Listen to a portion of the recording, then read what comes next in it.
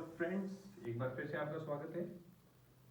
हमने अभी तक अनुच्छेद 12 से लेके अनुच्छेद 32 तक पढ़ी है रिट के सहित।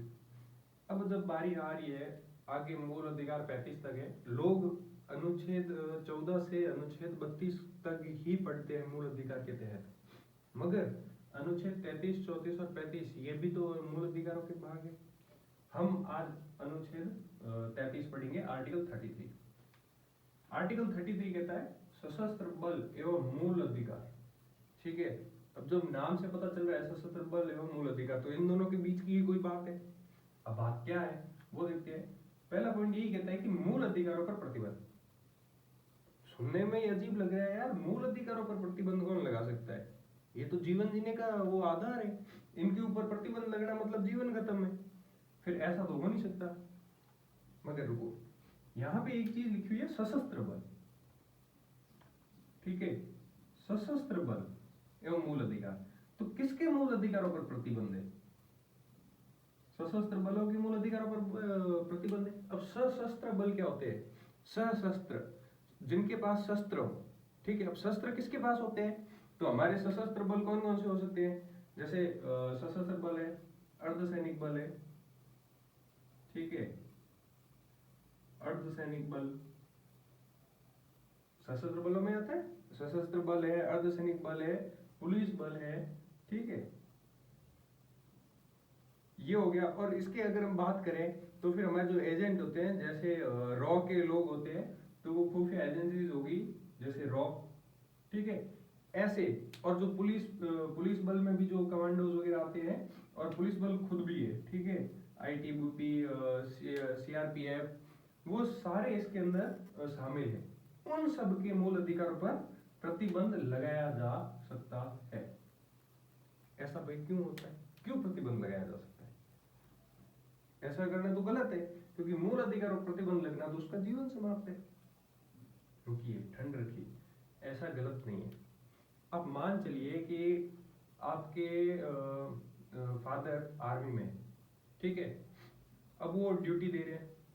उनकी एक दिन ड्यूटी आई, नाइट ड्यूटी, और वो कह देंगे भाई सीधी सी बात कहता हूं सर, आर्टिकल 21 मुझे सोने का अधिकार है, I have right to sleep. ठीक है, ऐसे तो फिर मैं ड्यूटी करूंगा नहीं। और जब आपके फादर वहां पे बॉर्डर पे ड्यूटी नहीं करेंगे, तो फिर सीधी सी बात है उनकी प्लस उनके साथियों की सभी की जान को खतरा है। इसी के तहत संसद को ये अधिकार दिया गया है। कौन सा अधिकार? विधि निर्माण का। विधि निर्माण यानी कानून बनाने का अधिकार दिया गया है। किसको? संसद को, कि वो ये कानून बना सकती है कि कब इनके मूल अधिकार इनको दिए जाए, या कब इनके मूल अधिकार लिए जाए, या कितने मूल अधिकार इनको दिए जाए और कितने मूल अधिकार नहीं देने चाहिए। किसको नहीं देने चाहिए? तो सशस्त्र बलों को। तो ये संसद है, ये प्रतिबंध लगाती है, ये रोक लगाती है कि किसको कौन सा मूल अधिकार नहीं मिलना चाहिए सशस्त्र बलों के तहत। ठीक है, अब आम लोगों के ऊपर मत सोचना, आप सो सकते हो, उड़ सकते हो, कोई पाबंदी नहीं है, कोई प्रतिबंध नहीं है। मगर अगर हम बात करें सशस्त्र बलों की, अब बीएसएफ है, बॉर्डर पे लगी हुई है। ठीक है, अब वो मूल अधिकार कहते हैं भाई हम तो सोएंगे रात को। अब सोएंगे तो फिर रात को तो बॉर्डर के अंदर घुस जाएंगे लोग तो। ठीक है, फिर क्या करेंगे? तो फिर संसद ने यह निर्माण दिया है, क्योंकि हमारे मूल अधिकारों की रक्षा या हमारी खुद की रक्षा कब होगी? जब हमारे बॉर्डर सेफ होंगे। और बॉर्डर सेफ क्यों होंगे? क्योंकि वो सशस्त्र बल वहां पे बैठे हैं, और सशस्त्र बल वहां पे बैठी है तो उनके कुछ अधिकार लेने पड़ते हैं। वो क्यों लेने पड़ते हैं?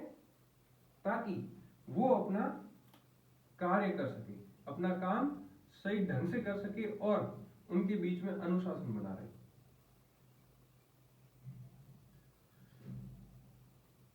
अरे बात समझ में?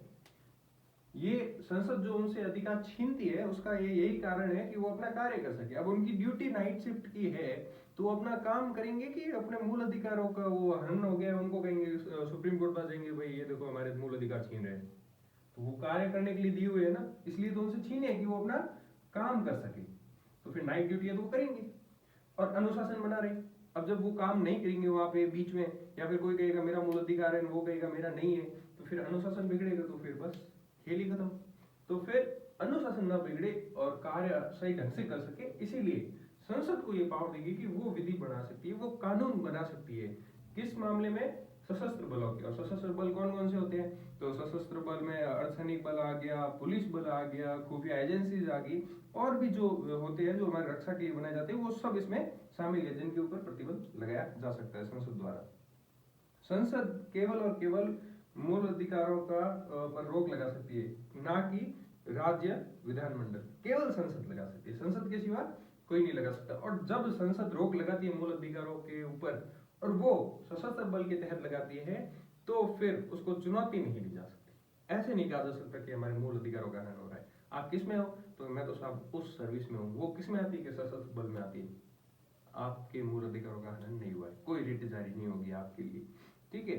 और सैन्य जो खूब सारे अधिनियम भी इसके ऊपर आए हुए भी हैं, जैसे सैन्य अधिनियम 1950 है, नौसेना अधिनियम 1950 है, वायुसेना अधिनियम 1950 है, यहाँ तक कि पुलिस बल अधिनियम 1966 भी लगाया हुआ है, 1966। ये सारे अधिनियम इसीलिए लगे हुए हैं, ठीक है। और इनमें से कौन कौन से अधिकार है जिनका निषेध होता है? तो मुख्य तौर पर ये नॉर्मली होते हैं, अभिव्यक्ति की स्वतंत्रता होती है, उसका वो उल्लंघन हो जाता है इसके अंदर, मतलब निषेध है, रोक लग जाती है। या फिर संगठन बनाने की, या संगठन में नाम लिखवाने, या संगठन से जुड़ने का जो अधिकार है उस पर रोक लग जाती है। बैठक करने का जो अधिकार है, या बैठक में शामिल होने का जो अधिकार है, उस पर भी रोक लग जाती है। और प्रदर्शन करने के ऊपर भी रोक लगती है कि वो कोई भी प्रकार का प्रदर्शन नहीं कर सकते, और ऐसा अगर वो करते हैं तो उनके खिलाफ कार्रवाई हो सकती है, क्योंकि ये निर्माण संसद ने किया है, इसके खिलाफ आप जा नहीं सकते। और सभी कर्मचारी, ऐसा नहीं है कि फौज में जो ड्यूटी दे रहा है, नाइट शिफ्ट की ड्यूटी है तो सब उसी के ऊपर लग रहा है, ऐसा नहीं है। इसमें वो सब शामिल है। वो सब कौन? तो नाई हो गया, ठीक है, वो भी तो ड्यूटी में है। आर्मी का भी नाई होता है, बीएसएफ का भी नाई होता है। तनख्वाह तो वो आर्मी बीएसएफ की ले रहे हैं ना, एज ए सिपाही ले रहे हैं। तो नाई हो गया, बढ़ई हो गया, ठीक है, बूट पॉलिश वाला हो गया, सिक्योरिटी गार्ड हो गया, वो जितने भी होते हैं ना, चौकीदार वगैरह, और वहां पे जो भी सप्लाई करते हैं, गार्डन वाले होते हैं, आरती करने वाले होते हैं, उन सबके ऊपर लागू होता है, ठीक है, एक अलग से लागू नहीं होता है। अब एक बात आती है कि कोर्ट मार्शल, आप सब लोगों ने सुना होगा, मूवी में सुना होगा कहीं ना कहीं, या फिर न्यूज में सुना होगा। कोर्ट मार्शल एक लॉ वो होता है, उनका कानून होता है। ये क्या होता है? ये उनका आर्मी का या जो सशस्त्र बल है उनका खुद का बनाया हुआ अधिनियम होता है, ठीक है, उसके तहत सब कुछ चलता है। अपने यहाँ पे सुप्रीम कोर्ट, हाई कोर्ट चलती है, वहां पे कोर्ट मार्शल होता है, ठीक है। अब सुप्रीम कोर्ट और हाई कोर्ट इनके बीच इंटरफेयर नहीं कर सकती। ये किसी भी प्रकार से इनको यूं नहीं कह सकती कि आप ऐसा कर रहे हो या आप वैसा कर रहे हो। सुप्रीम कोर्ट अगर मूल अधिकारों का हनन होता है तो रिट जारी करती है, यहाँ पे ये रिट जारी नहीं कर सकते, इनको अधिकार ही नहीं है। यहाँ पे कोर्ट मार्शल चलेगा। तभी तो कहते हैं ना कि सेना का सब अपना ही कानून है, वो अपनी ही चलती है, अलग ही चलती है। तभी तो देखो ना, हमारी एज के जवान लड़के, यानी आप सब देखो कि आपकी एज में जवान लड़के इस वक्त क्या है, वो जो बदमाशी या फिर जो खून में उबाल होता है ना, वो चरम सीमा पर होता है। यहाँ पे वो बंदा किसी की नहीं सुनता, मगर फौज में जाते उसको बोलते हैं बैठ, तो बैठ जाता है, उसको बोलते हैं खड़ा हो, तो वो खड़ा हो जाता है। तो क्यों सुनता है? क्योंकि वहां पे अनुशासन है, वहां पे काम करने का तरीका है, उनका अपना कानून है। वहां पे तो आप अगर ये लाइन में जाना है ऐसे ऐसे ऐसे, आप अगर इधर चले गए तो पूरी पूरी जो बटालियन है वहां पे, जो पूरा आपका 20-25 लोगों का जो ग्रुप है, उन सबको सजा दी जाएगी। महाराजा पोजीशन, हेड डाउन, बस फिर लेके तबड़ा डंडा दरादर। तभी तो कानून से चलते हैं। अब वो कहते भाई ये तो मानव अधिकार वाले आ जाएंगे कि ऐसे कैसे मार रहे हो, कोई जानवर थोड़ी है ये, कोई आप ऐसे मार रहे हो, ऐसा नहीं हो सकता। तो आर्मी का, बीएसएफ का, एयरफोर्स का, सबका अपना अपना कानून है। और जो सशस्त्र बल है इन सब में ये सब लोग शामिल हो जाते हैं, तो इनको ये अधिकार दिए गए हैं। इनके खिलाफ आप इसे मूल अधिकारों के हनन के रूप में आप इनके ऊपर कोई कार्रवाई नहीं कर सकते, आप इनको चुनौती नहीं दे सकते। ये अधिकार संसद को है कि वो कितने अधिकार दे और कितने ले ले, और वो परिस्थितियां होती है उसके आधार पर वो देती है और लेती है, ठीक है। तो ये था अनुच्छेद 33। अगले वीडियो में हम देखते हैं अनुच्छेद 34। धन्यवाद।